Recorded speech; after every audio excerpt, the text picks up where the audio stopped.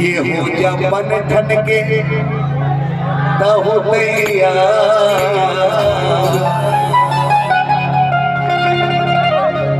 हो जबन ठन के बन तैयार बिहाहू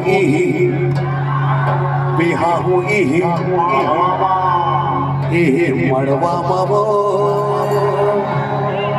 यही मड़वा